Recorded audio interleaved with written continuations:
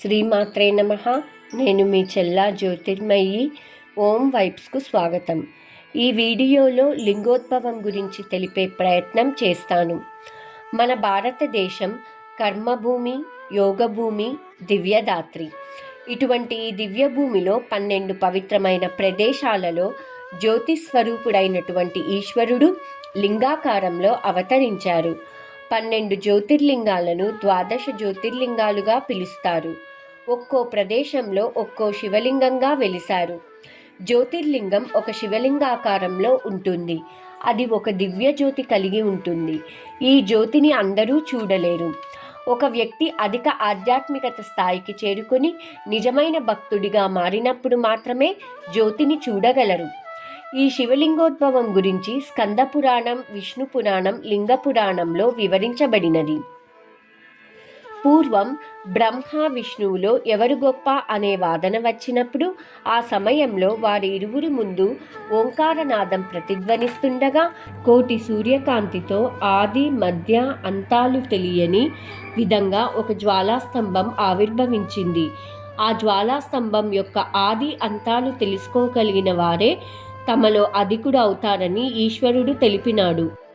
ఆ నిర్ణయానుసారం బ్రహ్మ హంసరూపం దాల్చి జ్యోతిర్లింగం తుది భాగాన్ని కనుక్కోవడానికి పైకి ఎగిరి వెళ్ళాడు. ఇక విష్ణువు లింగం అడుగు భాగాన్ని కనుక్కోవడానికి యజ్ఞవరాహ రూపం ధరించి లింగం ప్రక్క నుంచి భూమిని త్రవ్వుకుంటూ అడుగు భాగానికి ప్రయాణం ఆరంభించాడు. కానీ వారి ప్రయత్నం ఫలించలేదు. జ్యోతిర్లింగం అడుగు భాగాన్ని కనుక్కోవడం తనకు సాధ్యం కాదని గ్రహించి విష్ణువు వెనుతిరిగి వచ్చాడు. అప్పుడు బ్రహ్మకు ఆ సమయంలో మొగలి పువ్వు, గోవు కనిపిస్తాయి.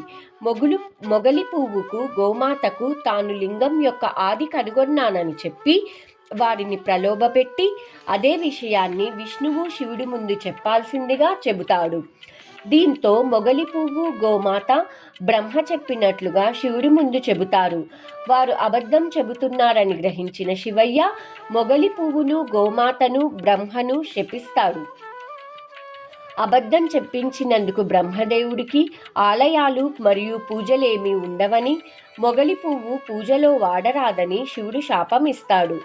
ముఖంతో అబద్ధం చెప్పి తోకతో నిజం చెప్పిన గోమాత ముఖాన్ని చూస్తే పాపంగా, తోకని చూస్తే పాప పరిహారం వస్తుందని శివుడు చెబుతాడు.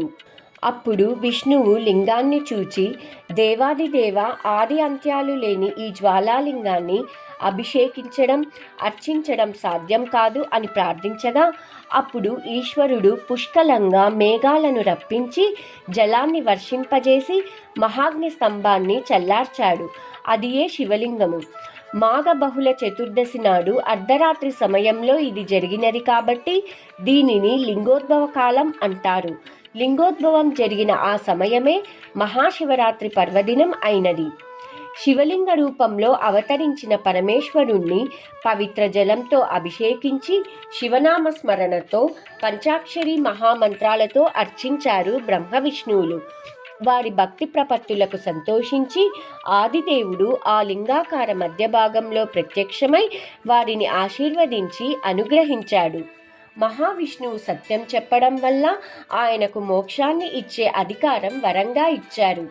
ఈ కథా సందర్భంలో మనం తెలుసుకున్నది ఏమనగా, ఎంతటి వారైనా అసత్యమాడితే పాప ఫలితాన్ని అనుభవించాల్సి ఉంటుంది. మరియు మానవులంతా సత్య మార్గంలోనే నడుచుకోవాలన్న ఈశ్వర సందేశం ఇక్కడ కనిపిస్తుంది. సర్వజీవుల హృదయాలలో ఆత్మరూపుడై నివసించే శివుడు ఈ భౌతిక జగత్తులో ప్రతి ఒక్కరూ తనని పూజించడానికి వీలుగా కోటాను కోట్ల శివలింగాలై వెలసి ఉన్నాడు. ఆ పరమశివుని అనుగ్రహం కోసం జరుపుకునే ముఖ్యమైన పండగ శివరాత్రి. ఆ పర్వదినాన ఉదయమే లేచి అభ్యంగ స్నానం ఆచరించి ఉపవాస దీక్ష చేస్తూ లింగోద్భవ సమయంలో ఓం నమః శివాయ అనే పంచాక్షరి మంత్రం ఉచ్చరిస్తూ ఉపచారాలతో, పంచామృతాలతో, బిల్వపత్రాలతో అభిషేకం నిర్వహించి జాగరణ చేస్తూ శివపురాణం వింటూ శివస్మరణలతో రోజంతా గడిపి మర్నాడు శివభక్తులకు అన్నదానం చేసి ఉపవాస వ్రతదీక్ష విరమించాలని పెద్దలు చెప్పారు. శివారాధనలో మూర్తి రూపం లింగ రూపంలోనూ పూజిస్తారు. లింగ రూపమే ప్రధానమైనది. ప్రతి లింగంలోనూ శివుని జ్యోతిస్వరూపం వెలుగుతుందని నమ్మకం. వీటిలో ద్వాదశ జ్యోతిర్లింగాలు ప్రధానమైనవి. ఈ ద్వాదశ జ్యోతిర్లింగాలు ఎక్కడ వెలిసాయో మనకు ఆదిశంకరాచార్యుల వారు ఒక స్తోత్రం ద్వారా మనకు అందించారు.